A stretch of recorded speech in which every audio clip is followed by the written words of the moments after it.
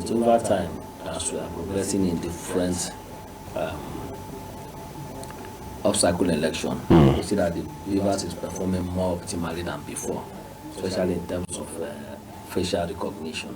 The challenges we used to have then is that people will not be able to use their fingerprint for authentication, and that creates delay in the accreditation process. And what is really a big experience, then that will affect the entire election day process to result to late closure of the polls, and to result to late collation of results, and that is where the problem will start coming. Another positive takeaway again is that of the transmission of the result to the IRF. Right. So over time now, we've seen that the IRF result is being transmitted real time, and even before the end of the post, we have almost 90% of the result being transmitted. So that's a positive one. The one we keep having challenges is that of logistics for INEC. Still for no state. Right. So I'm going to the negatives now. In the previous one of Edo, Anambra, Kogi, and Bayelsa, the election experienced logistic challenges.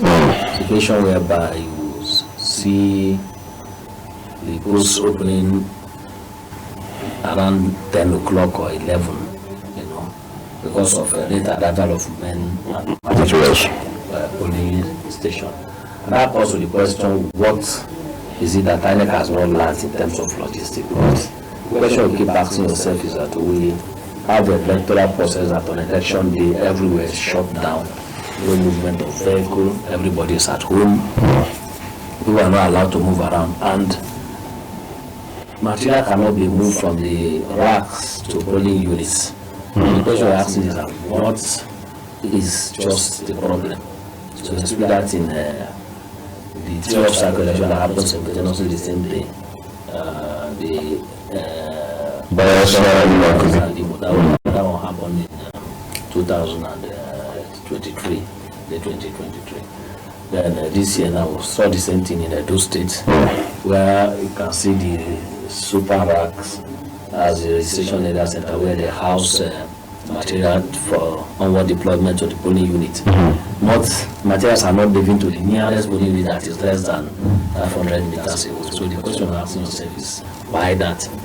And of course we experienced something in Edo that we saw a situation where one vehicle are doing multiple shuttles to convey material from the racks to the polling units. So these are the challenges that people facing. And another issues or the negative is that of the collation of results. We have problem of collation of results to the point that even in a place like Edo, the thing resulted to a serious rancor between the ruling PDP and the APC. At the end of the day, the accusation and counter-accusation about rigging and manipulation of results. So, and this is where INEC is not getting it right, as in not very mindful of the logistics that affects the collation process eventually. Because if logistics are handled timely and the polls got completed on time, say 2:30, 3 o'clock maximum, the collation process will not dictate to the night. Because once collation process dictate to the night, they will start having serious issues, and that has been the common denomination and all that. And of course, by the time we get to that of Ondo now, the logistic issue was okay. At least the woman in Ondo State tried.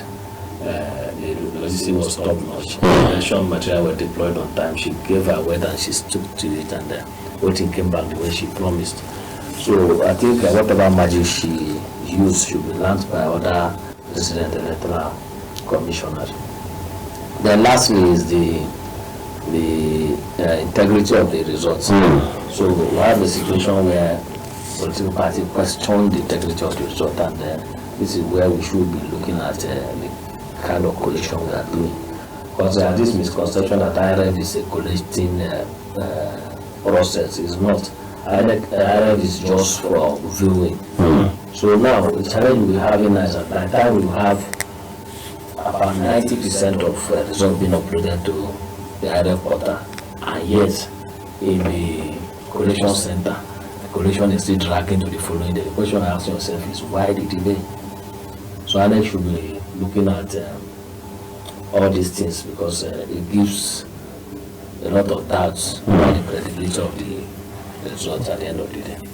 It was interesting when we talk about these elections, I mean, and the lessons you should learn from them. You just highlighted, as you opened your commentary, talking about the positive things we learned. Technology has helped to improve the process from what it used to be. I mean, we're not complaining about card reader again, where an incoming president or a serving governor cannot vote because the card reader is not functioning, or a first lady can't vote because the card reader has a problem, and things like that. But there has been the issue of electronic voting. Some people say we could have used one of these off-cycle governorship election exercises to try out with electronic voting. Do you think that is us trying to get ahead of ourselves?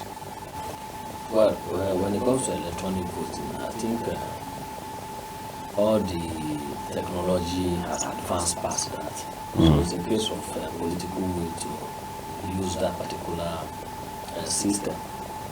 In Kaduna State, for instance, during the fight time, we were able to use electronic voting, and it was a seamless process. Machines are still there, the prototype are still there, so there's nothing wrong with the INEC from adopting that. For instance, now, most young generation now, they believe in the technology and the process and all that. That's why you see that when they're having these online reality TV shows, that they're able to vote through their mobiles and all that, to see millions and millions of votes. When it comes to election, you don't see anybody there. So what electronic voting does is that it increases the transparency of the process. But the electronic voting too comes with its own challenges, because beyond voting, you need to protect the data that is being transmitted electronically. So for you to put that in place, you need to work and make sure that at the background they will have men that will be able to counter any form of intrusion that will alter the outcome of the election. So it's something worth experimenting. And just like the BVAS machine that is being used, INEC should start thinking of using this electronic voting in some of the by-election, all the local government, all the constituency, senatorial by-election issue. Consider just running them ahead of the time they will launch it. Infrastructurally, yes, Nigeria is having challenges of technology, communication and all that, but it's still something that is practicable. Like the BVAS machine we have, for instance, now, when you upload information on the BVAS, if you are in a difficult terrain or a place with low network, the result will be hanging there. By the time you get to the nearest telecommunication mast that has signal, it will send to the RF server. So that's how electronic voting can be. So I don't see anything that stops us from doing it. We have advanced beyond that. Technology have advanced beyond that. Because if you have a situation where you can use a debit card machine in any POS or any ATM machine across the country, then I don't see anything that stops us from using electronic voting. It's basically the same process. Maybe it's the willpower we are lacking, but let's also talk about will for a second, James. Look at INEC, for example. There are analysts like yourself who believe that these off-cycle elections this year have further tested the institutional resilience of INEC. Do you think, in a manner of speaking, INEC broke under the pressure given these elections we've seen this year? Well, the question there is not something somebody can actually give a sweeping verdict on that. In that we have an INEC. I keep telling people that it's an institution that is not completely completely in control of the system. Because why I say that is that most of the people that are engaged in the electoral process are not INEC staff. We have the security that are completely not under INEC control. We have the ad hoc staff even that we are just recruited for the purpose. Youth corpers. We don't know their character. I don't know where they come from. They recruited them in a jiffy, train them, and they push them. And you have other overbearing powers from the political parties and all that. Why all this is like this is because we refuse to adopt to this report, which propose that the appointment of an chairman should not be saddled with the president. So by the time the president keep on appointing an chairman, there will still be talked about the credibility of INEC and all that. So now, until somebody can prove it anyway, because all these are still speculation that INEC did this, INEC did not do that. Until we're able to prove it, that speculation will keep on going, and this is what we should enshrine in our next constitution also. Since constitution amendment is going on, let's remove the power to appoint the INEC chairman from the president and put it under the National Judicial Council as recommended by Wales report. And even the appointment of the CJN and all that should not be under the president, because if the CJN is appointed by the president and the NJC is under the CJN, they will not change anything. So it should be a holistic overhaul of the appointment process. So that way you can have a high level of credibility and will not be able to without what INEC is doing. And of course, I also put the blame on the political party. Okay, for instance, if you have doubts that INEC is not doing things the way it's supposed to be, then what you should do, you should be able to mobilize and train a very powerful party agents. Because most of these party agents, they push to the field, don't even know much about elections. So some of them will sit down there and their party is being rigged out. We've told them several times that you can train the party agent to understand what you are doing. The process. You understand the process. Not that you don't recruit any random person you see and say you can monitor your votes and all that. And again, look at party agents with integrity. Some of them don't have integrity. I've seen a situation where a party agent is observing or working for party A in the morning, in the evening, he has changed the tag to party B. The same polling unit. I've seen a situation where a party agent will just sell the votes of their principal. So recruiting people that understand how the electoral process is and recruiting people of integrity is very, very important for political party. So that by the time they have all these things, it will not be difficult for them to be rigged out in an election. And even if they are being rigged out or they want to be rigged out, they can cry out loud and oppose it openly, and the whole world will know that this is what is happening. And when they lack ignorance of what is happening, some of them have never even seen electoral act or even read it, so they don't even know what constitutes election malpractice. So they watch themselves being rigged out. So the blame entirely is something that we should share it. INEC have their own blame, and INEC is handicapped in certain instances, and of course it takes two to tango, they say. For any INEC that rig the election, there are people that are making them to rig the election, and there are some people that are complacent in their oversight function. Right. You see, you just mentioned the wage reports. I mean, everybody that speaks about these issues, they talk about the wage reports and, in a very sterling manner, how that report also have been implemented even long before today. Then it will appear this report does not take into cognizance the controversies we're now seeing with regards to the way judges conduct themselves. I mean, you agree with me that in recent years there has been several question marks as to the integrity of judges and by extension the judiciary in this country. Is that still a feasible theory or hypothesis to say that we should take the power to appoint INEC chairman away from the president and make it reside in the CJN, for example, or in the agency? Yes, the way it is that when we want to take care with that option, we should extend it and go the whole hall of ensuring that the appointment of the CJN is not even from the president. The appointment of appeal court judges and all the people in the benches, because this is Nigeria. By the time somebody is given an appointment, it's difficult for the person to turn his or her back against the benefactor. The benefactor. So these are the things that calls into question the integrity of the judiciary, because no matter how the judgment is, so long as it's not in favor of the litigant, the judgment is not free. So we need to clear all this cobweb and ensure that we have a straightforward appointment process that is independent, beholden to nobody, and beholden to justice the way it is. As it is now, you see, we have a situation where the politicians now have audacity to do anything to win. Yeah, they do everything to win, including drinking, including election violence, including manipulation, burning of ballot paper, destroying election materials and everything. At the end of the day, nothing will happen to them.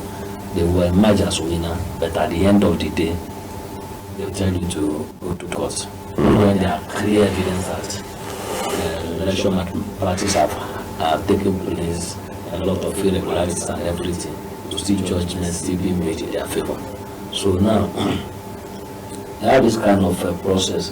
The question of asking yourself is that how did we get to this point? And the answer is very simple. They do all that because they know their own person is sitting at the court. When they say go to court, they are going to my court.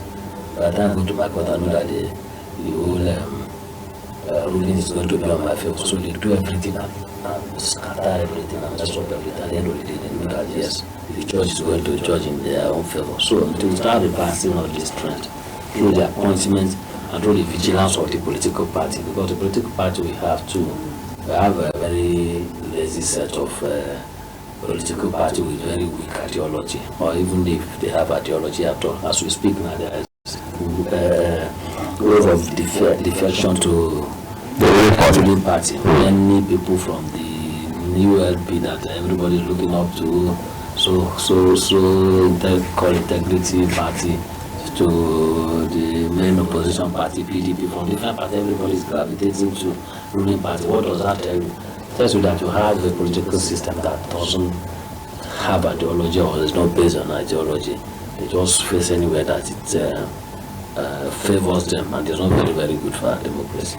All right, the discussion about democracy will continue here shortly, but just to let you know that we are looking at highlights from the political exercises and political activities that was seen in the year 2024. When we return, we'll talk about what are some of the core, or if you like, fundamental handicaps of INEC. What more role can other actors like the politicians, the political parties, and other critical stakeholders play to better improve our political system and electoral process in Nigeria? All of that coming shortly. Do stay with us.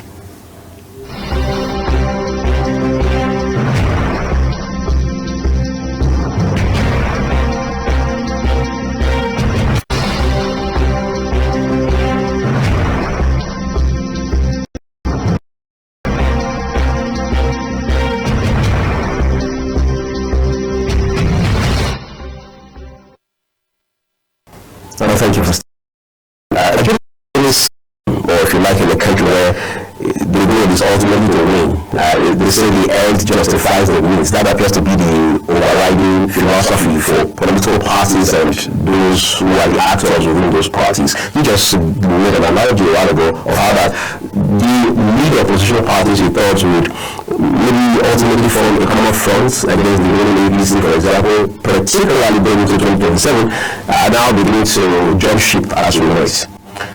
How do we strengthen political parties to look inward and think ideologically? Because I have had to at different times talk to one or two leaders from these parties, whether it's the APC, the Labour, APGA, the PDP, about their ideologies, and nobody seems to be able to present a clear-cut set of elements as to say this is what distinguishes between us, or distinguish between our party and the other party. How do we work, or if you like, re-engineer this political party? I know you're not a politician, but from where you stand, for example, what is the political link? I think the way to start strengthening it, which is a very difficult one, is to see how we can make political office less attractive to people. Because if you look at all these political parties now, the only reason they go into politics is because of the pecuniary gains. The offices are too juicy. So this is a country that, even as a local government chairman, by the time you are done with your 2-year or 3 years tenure, you are a multi-millionaire. From having nothing to being a multi-millionaire. So we have to de-emphasize these incentives that comes with the public office. That's the starting point. So that by the time we are done doing that, you see that people will now start building their political ideology towards societal development. So far, what we have here is that just get into politics so that you can enrich yourself. Even apart from the alleged corruption and all that, just being in that position alone, your allowances alone, your benefits you get for being a politician is enough to make one rich for life, and that's the reason you see everybody wants to get into politics. It happens to be the only economy that boosts in the country. So, and in a country where we have the politicians richer than the entrepreneurs, then you have a serious problem. These are common words for the people that these guys are using to live larger.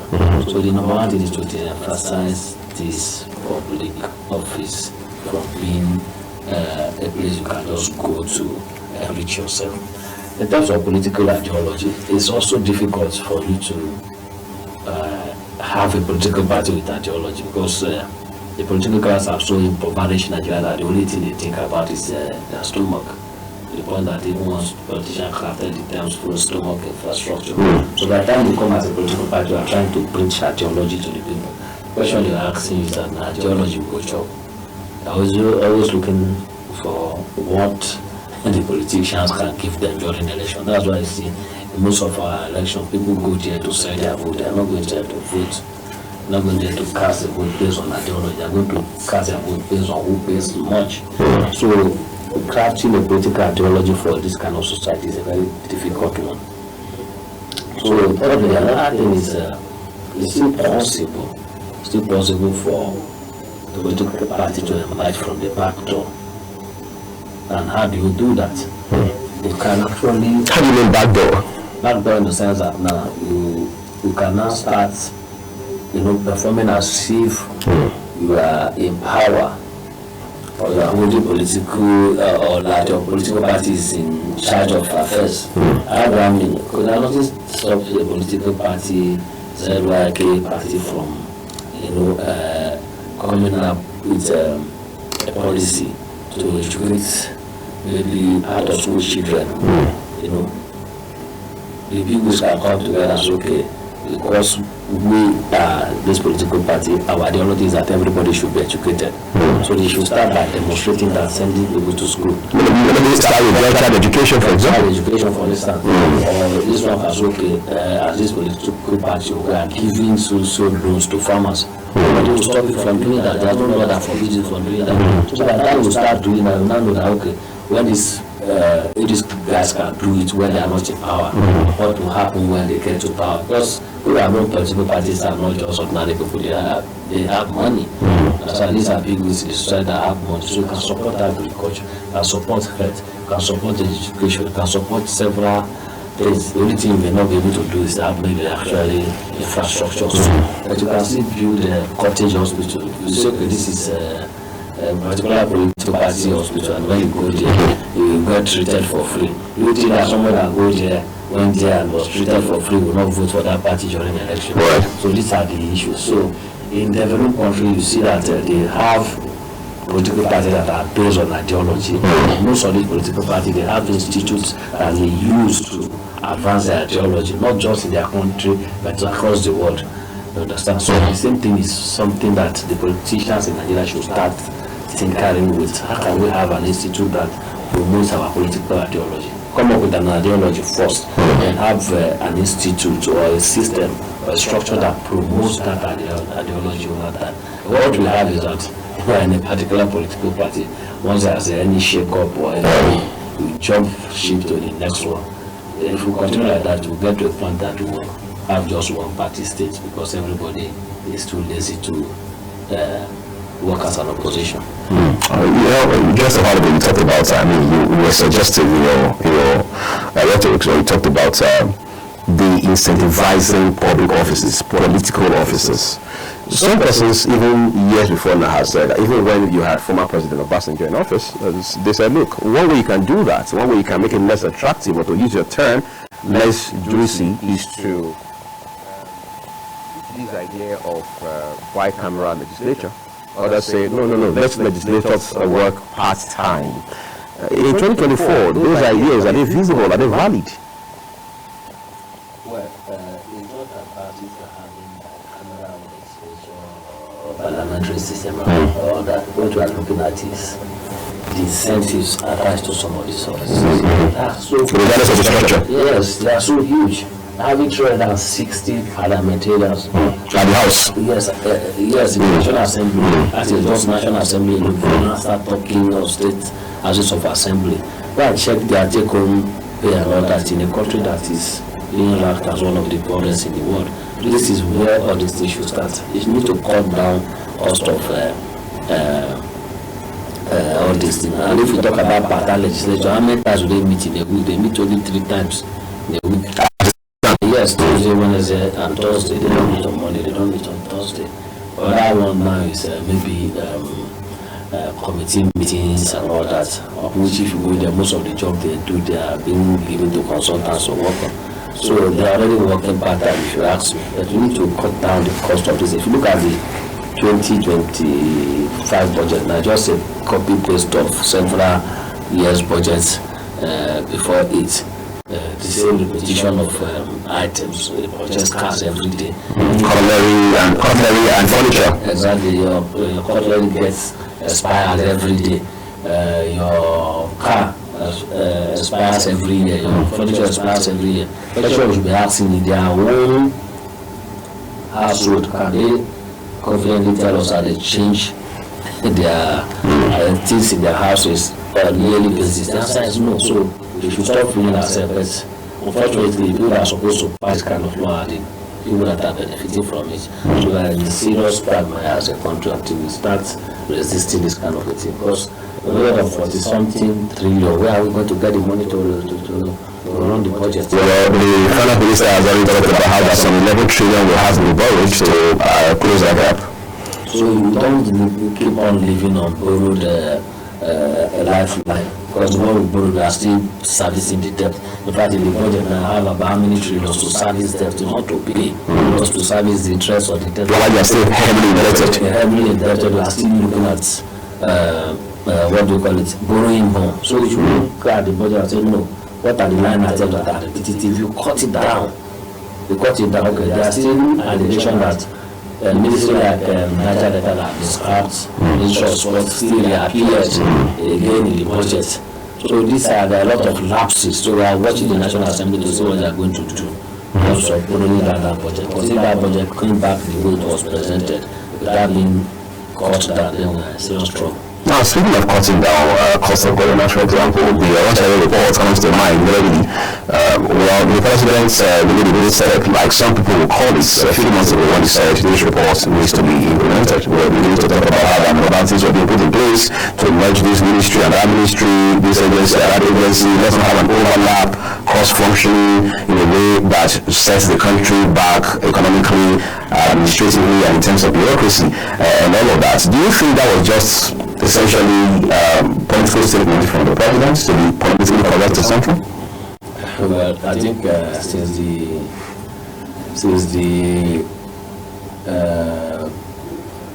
the inauguration of that report, several presidents have tried to implement it. Jonathan tried, Buhari tried, and well, the president this time around, he did a weak implementation. There are some managers of ministry and all that, but they can still do more.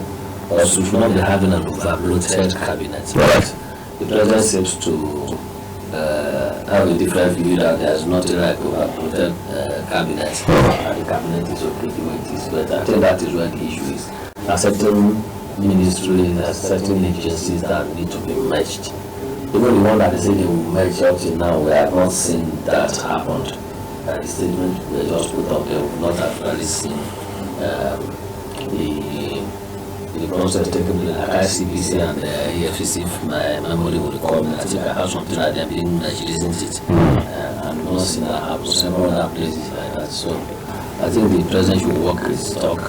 When most of these ministries are merged, and there's no repetition of function, I think we will have have headway, but the position of the president is neither here nor there now, because he made a statement that they want to, reduce the ministry, and he's still creating a ministry of livestock out of ministry of agriculture.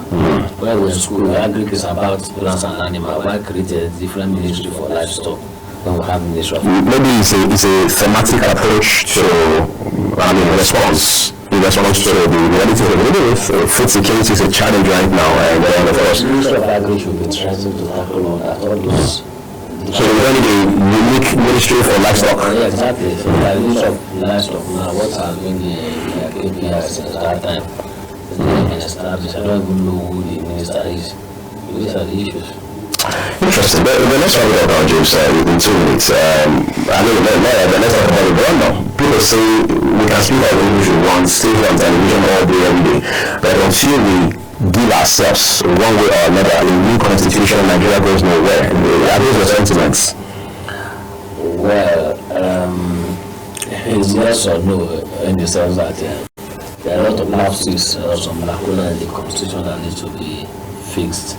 And of course, the constitution itself, even if we can even implement the content and the content the way it is now, I don't think we'll have any problem. So the challenges we have in Nigeria is we don't walk our talk. We have good policies, we have good laws, but we do things differently the way it's supposed to be. So yes, the idea of having a new constitution is okay. We let it be on record that we now have people's constitution, that everybody comes together to agree on. But there are a lot of gray areas that need to be straightened out.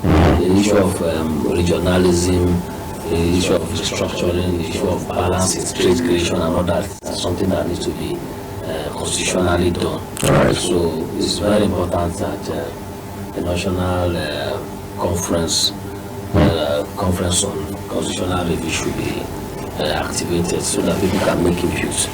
And I think National Assembly is taking that step already, but the manner they are taking it, I don't know. But people should be seen to be participating in the constitutional Public hearing and all that. Public hearing, regional engagement, and constituency engagement and all that, so that people can see themselves as being part of the constitution.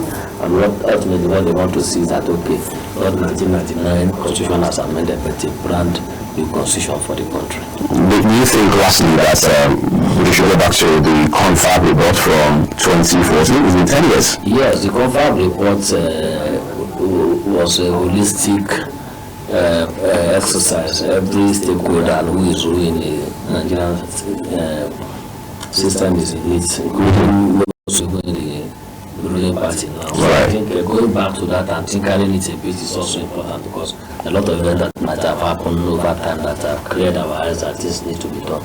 The issue of deaths before announcement during election and all those things. All those things need to be factored in the new constitution. But of course, this should more importantly come through the people, so that at the end of the day we can say this is people's constitution handed over to us by the military. All right. I'd like to say a big thank you to you, James Ugochukwu, Executive Director, African Center for Entrepreneurship and Information Development, who is also an expert election observer, for coming to share with us today, allowing us to, as it were, discuss your enjoyment this holiday season. We appreciate you. Thank you so much for having me. All right, so that's our discussion today on the program. Thank you everyone for watching. Remember that the views of our guests are their opinions. We want to say we appreciate your time for watching, and we are Mofobri on behalf of the entire team here at Global Television saying we thank you for your time.